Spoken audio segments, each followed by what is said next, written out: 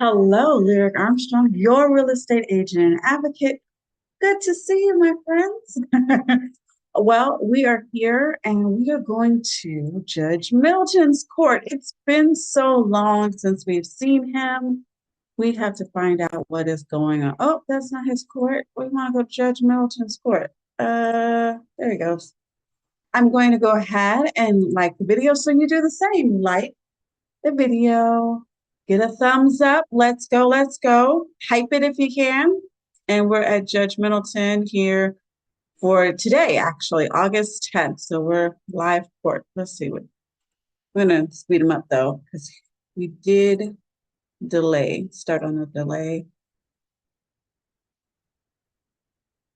2:15 and one at 2:25, so it's 2:12. Let me go live once again. We'll finish our day. Looks like we got lots of people in the waiting room. Okay, so this is the afternoon cases. Interesting enough, because it's in the morning right now for me, but that makes sense.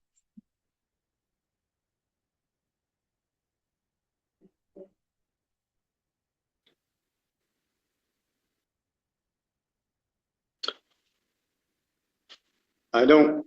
Yeah, it's 252-694. What county is it? Centerville.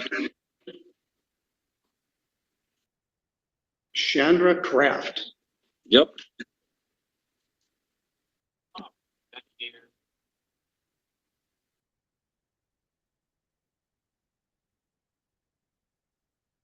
I don't even have it in my system.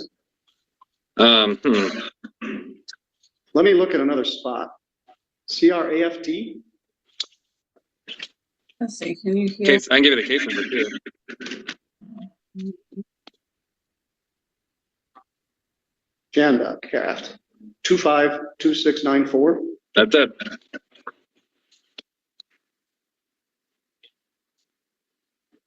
$727 per jam. Francina James for plaintiff, Chandra Craft. Parties put in breakout room. Consent judgment 1,748.59 by 926. If does not pay, will proceed with summary disposition. Tickled to 928.26. Yeah, the summary disposition motion was set for today, 8:10. But it looks like it should have been moved till after the 26th date, it sounds like. Yes. Okay. Has that been reset then? No, it has not, but I don't know if I don't like it when the pretrial and the summary disposition motion get set on two different dates. Yeah. That makes it confusing to the defendants. She has an attorney and they reached a consent judgment that she was going to pay. So if she doesn't pay, I guess you can renotice the summary disposition motion after September 28th. She's to pay it by September 26th. Okay. Understood. Will do. All right, thank you. Oh, Craft with a K. You had it spelled right. I didn't. I never know. All right. Well, yeah, you had it right. I had it spelled wrong, and we found it eventually. But all right, thanks. All right, we've got it's hard to say that. MLJL LLC. They are present. LA Berlin is present on our next case, which is Brent Allen and Madison Cole. That is set for 2:15. It's now 2:17. Mr. Berlin, would you join us, please? Yes, good afternoon, John. There you are back at the Grand Hotel. You're gonna have to go there and go up the stairs to the ballroom and see how your background looks like that. I will, yeah, That's a good reason to go. absolutely. This is file number 261422. It's entitled Copper Bay versus Brett Allen and Madison Cole. We were here last on August 3rd, which would have been 7 days ago. The manager, Allison Williams, was also present. We determined at that point that damages were 5,985. Can't read my own writing. Utilities were 339.10. Court costs were 314.32, and the total arrearage was 6,638. The defendant indicated he was applying for a loan, and I continue the matter until today. No one is here on behalf of the defendant. Mr. Berlin, what can you tell us here today? I have. Okay, before we get into furtherance of this case, by Mr. Berlin, the attorney, I do want to say I've had a landlord, or my colleague has had a landlord, want to keep the tenant's security deposit for normal wear and tear because they had to get it cleaned or they repainted or the carpet needed, deep cleaning. Those are not reasons to hold security deposits. It has to be extreme and outside of normal wear and tear. And so be careful about what you're itemizing. The judge just went off of the itemization of what they are suing the tenant for.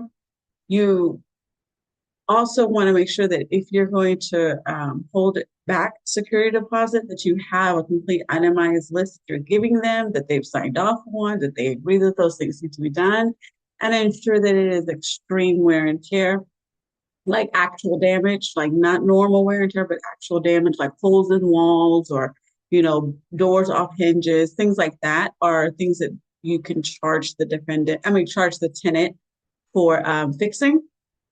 But things like cleaning and painting, those are normal. So especially if someone's been there over a year, so it's pretty normal. Be careful because if you take someone's security deposit and apply it to something that is not truly a damaged item, then you can face a lot of issues yourself as the landlord, such as treble damages, which is like penalty damages. 3 times the amount usually is what that stands for. Okay, so let's get back into the game. The case. The game. I wish it was a game. Not heard any further from the defendant. The possession judgment amounts that you just listed are all the same. We haven't received any payments. We are also seeking a money judgment. The amount of prorated damages for the money judgment would be $4,633.55. Their court costs are the same, $314.32, and so the total would be $5,286.97. In the money judgment. Kind of stalling a little bit, see whether they show up. I think, didn't he indicate maybe he was there by himself? Yeah. That is my recollection. Yeah, Ms. Cole is no longer there. I'm not sure he can afford to maintain this premise. But at any rate, he isn't here. He is subject to default. And the money, well, we'll do the possession judgment first through August. That is the worst type of judgment ever. I don't know where I should be. Should I be over here? Like it here? I don't know. You can see the judge there to the right. That is the worst kind of judgment ever when you have a default judgment. It's the quickest way to get into a lot of problems. So do not fail to show. You have to show. Do not get a default judgment because it goes against you because you're not there to defend yourself, right? Or to advocate for yourself or have someone advocate for you. So you need to make sure that you are in attendance.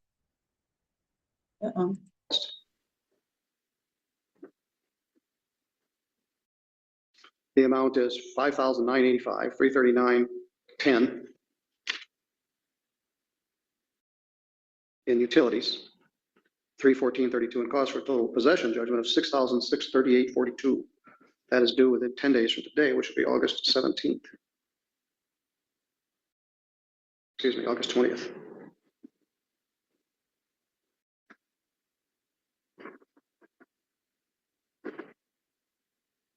Money judgment is entered at this time. Well, Ms. Gonzalez is here on our next case, but nobody's here on this one. Maybe he just can't get where he needs to get to. He's going to have to move. And now he has a money judgment as well. Which means what? It's hard to move because when you do a background check, the judgment comes up against you. It's a money judgment, and it's going to show that it's from your last landlord. So how are you going to get a new property or get a new rental? The appeal date is also the same. Very hard. So pay it. Hopefully he can. I don't know.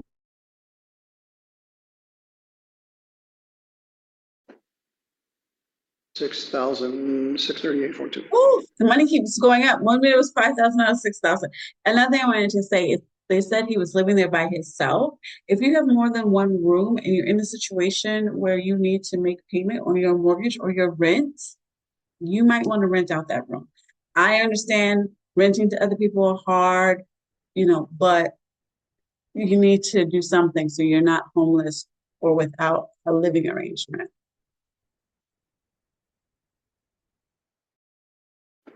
He is doing math. Judge is doing math. Let's see, he's not here. Oh, he So filled out Thank you his. very much.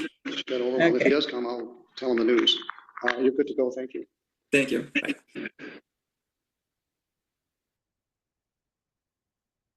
All right, your defendant is here. I'm sure Ms. Yancey will be here in a moment.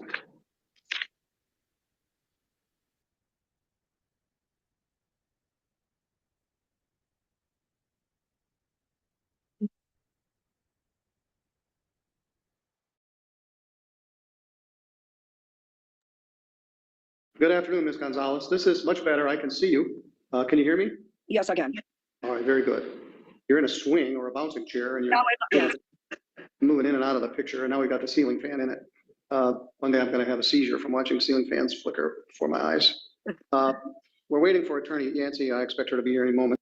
Wait, Judge, wait a minute. You must didn't watch the Karen Reed trial. Like every can was to the to the fan. The matter set in 2 minutes.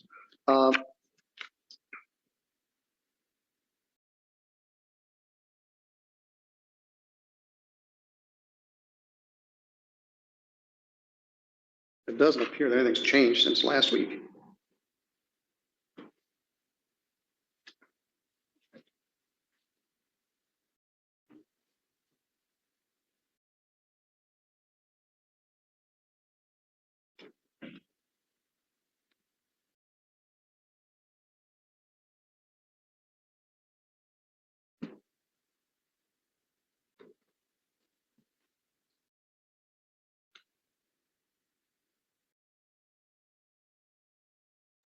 Wait, what's going on? All right, we've got all the parties here now. We're going to return to the matter of MLJL LLC versus Cassandra Gonzalez and any other occupants. Elisa Wilkins is here from the LLC. Attorney Christine Yancey is here for the plaintiff, and Ms. Gonzalez is here by Zoom with picture, which we appreciate. When we were here last, we determined that rent was $2,805 to August 3rd, and electric, water, and gas was $1,527, and then court costs were $247. So as of that time, the arrearage was $4,579. Several weeks have passed since then. Ms. Yancey, what's the latest? Is that still sufficient? It's still sufficient for today's hearing. We do have one more week of rent. Do you want me to add that in? Yes, it'd be $255. Wait, rent And I is know we can't weekly? charge for this extra hearing. Yes, not anymore. Weekly rent. Through 8/10. Ms. Gonzalez, what's your position? If we add that 255 to the total, or 220, yeah, 255, we get 4579.55 plus 255, which equals 4,834.55. That's due within 10 days or you're subject to being evicted. What's your position? So I just got a job, but it's in Kalamazoo, so I'm doing like figuring transportation and all that out. So I was trying to set something up with them where I could pay so much to get it paid off. I don't know if I can do that, but other than that, that's where I'm at right now. All right, my suggestion is you find a place to live in Kalamazoo closer to your job. Judge, the judge has never been so direct. I mean, you know, he's a great judge, but that was a lot. NT who? I don't think they're going to agree on a pay plan where you have to catch up $5,000 of the rent in a timely manner. But they can agree to do that. They don't have to. But Right. I find through, and you haven't paid any rent since we were here last time. So we're just deeper in the hole. Right. Now, if you do move, you need to turn in your keys and give your forwarding address in writing within 4 days of your moving out. Remember, you need to turn in your keys and give your forwarding address. Every Los Angeles landlord is watching this going, this would never happen. If I was there with my tenant, this would never happen. I know it feels like so unfair when we watch these cases outside of LA because the rules and the protections that are in LA are so vast for the tenants. It really makes a person wonder. But I do appreciate Judge's position. It's like, listen, appreciate the fact that you have a job, appreciate the fact that you have needs of transportation, but you also have an issue with owing the landlord a great deal of money. So let's get more reasonable as to what our outcomes can be, because we can't drag this on. That would not happen in LA. We'd be dragging on and on In and writing, on. then, if you do. Sorry, You need to- I love LA, and I think you should have income property in LA because that's the only way you're going to be able to afford LA. But the truth of the matter is, it takes a lot. That's why we have property management companies. They don't have to, but I Right. find through, and you haven't paid any rent since we were here last time, so we're just deeper in the hole. Right. Now, if you do move, you need to turn in your keys and give your forwarding address in writing within 4 days of your moving out. Remember, you need to turn in your keys and give your forwarding address in writing within 4 days of moving. That triggers the security deposit law. I'm not Okay. ordering a money judgment at this time, but the rent just through today, August 10th, is $4,834. The date for the writ would be 10 days from today, and then another month's rent, a week's rent would be due then. So this is due by August 20th, or you're subject to being evicted. I don't know if you're eligible for any emergency financial assistance. If you are, the only thing that cures it is paying the entire amount. So let's say they say, we'll give you $3,500. You would still owe an additional $1,334. The only thing that cures this is paying the entire amount. So you're in a tough spot. Now you're working in Kalamazoo. It might make more sense. They can apply your security deposit to any unpaid rent or utilities or other damages. That's what the letter is about with your forwarding address. They can also sue you for any unpaid rent in a subsequent proceeding, either small claims or otherwise. Okay, so the judge is giving her advice on how she can stop the bleeding. So if she moves out and provides her forwarding address with the letter, it triggers the security deposit law, meaning that the security deposit has to be released. And though she's in the rears and the release does not go to her, it stops the accruement of additional rental charges. And it releases the amount that she put for security. So then therefore, instead of owing 5,000, she'll owe 5,000 minus the security. It could be 2,000, whatever it is. And then she'll owe the balance. That is to help her so that when the landlord comes back to court and gets a judgment against her, if they so do, that money judgment will be less than 5,000. So obviously the less the better. And that's what he's trying to get her to calculate. But this isn't getting better. Where's your new job? It's cleaning. We do apartments. We do hotels, apartments, houses, anything that is moving out, we go in there and clean. All right. Well, that's what somebody's going to do to your place after you move out. Right. But at this point, you've got 10 days to pay the rent or you're subject to being evicted. Okay. I guess I misjudged Middleton. I don't remember. This is like listening to Judge Simpson almost. I mean, I guess they're both in Missouri, so they should have the same candor. But nonetheless, Judge Middleton is just, he's batting 1,000 right now. After you move out. Right. But at this point, you've got 10 days to pay the rent or you're subject to being evicted. Wait, I'm sorry. I don't want to Ms. Gonzalez or anyone that's in that position. I don't want to seem not sympathetic. So I apologize for laughing. It's just Judge Middleton is catching me off guard. Stay in contact with your landlord is my suggestion. This didn't happen all at once. The notice to quit was filed quite a while ago. The case started in June. The notice to quit was filed sometime in May. Now we're almost into mid-August. So, all right, I wish you the best. It's hard to find places to move to, but landlords, they've got to pay their note. And she's now $5,000 behind, but she's probably gonna have a hard time collecting. And they've got people waiting in line to get into this place. All right, do you have any questions? No, I don't. All right, you're good to go. Thank you. Thank you, Your Honor. All right, thank you. Thank you, Ms. Wilkins. Thank you, Ms. Yancey. Thank you. You're our last case of the day. So that was a tough pill to swallow. However, a dose of reality necessary for a lot of tenants. Here's the one thing that I really love that Judge Middleton just said. When you as the tenant do not pay your bill, then the landlord can't pay their bills. And that is something that gets missed. A lot of times, tenants will feel like landlords are the ones with all the money, or they're in this business and so they must have money. Consider the fact if you're not paying your bill, if you're not paying your rent, then the landlord doesn't have the money. They don't have the money to fix things. They don't have the money to pay the mortgage. Then the property goes into foreclosure, and then you're mad because, you got the sheriff knocking on your door talking about, this property is being seized. Here's a notice of default. You have a ripple effect where you're not paying your share. Now, to the landlords, my lovely mom and pop landlords that love their tenants and love the community so much they haven't gone up on rent in over 10 years or more. And I know who you are, but I won't tell the world. But you know who you are too. You have to go up on the rent. Even if it's 3 to 5% each year, you have to do it.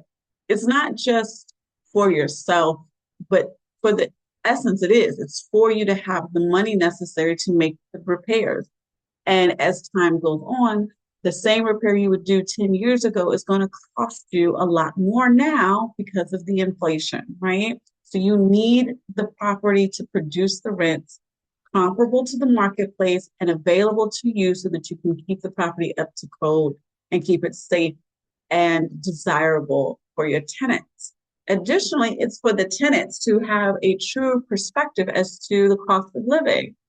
And I know that seems kind of weird, but the reality that you create for yourself is if you have a tenant that's paying rents that are well under market, they are incapable of getting to market because one, you can't just, well, in LA, maybe other places you can. Los Angeles is different. You can't just turn around and say, okay, we're going to go straight to market value.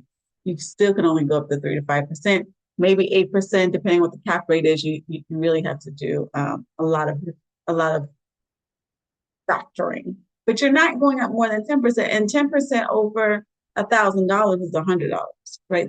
So you're really not getting to market rate quickly, because most of our market rate starts in the 2000s, depending on the structure and the number of bedrooms of the location.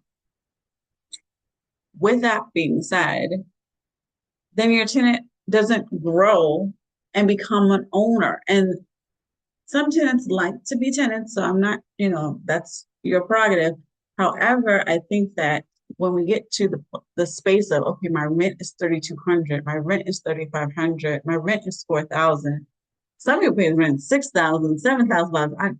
You shouldn't be doing that. But when your rent is higher and more comparable to the marketplace, you can see that you can go buy your house or apartment and spend just roughly that same amount and have ownership. Ownership means you can't get a notice that you have to vacate, because you own it. Ownership means you can paint your walls whatever you want. And then, as long as it's approved by permitting, you can tear down a wall if you want to. That's not necessarily the case when you have, well, mostly not the case when you have a rental. So you have more autonomy, more decision-making, more independence when you're owned. And in addition to ownership, being autonomous, when you are behind on your mortgage, you can have someone help you negotiate a modification where they put that in arrears on the back end of your mortgage. So they just extend your mortgage from maybe a 30-year mortgage to a 40-year mortgage because they have taken those months that you're behind and put it on the back end. You have more protection as an owner than you do as a tenant. And tenants have a lot of protection in Los Angeles. Okay, so that's my soapbox. I think Judge said that's it for his. All right. Full day tomorrow. I have arraignments and pre-exams. And then So that's it for Judge's day. This was quick. It was lovely to get back in the groove with you. And I look forward to being here a lot more often, being more consistent. So thank you for your time. Don't forget to click that like and share, subscribe, hype, do the things. Why do the things? Because it helps. And, it doesn't cost you anything. I'm Shang here, real estate agent and advocate. See you in the next one.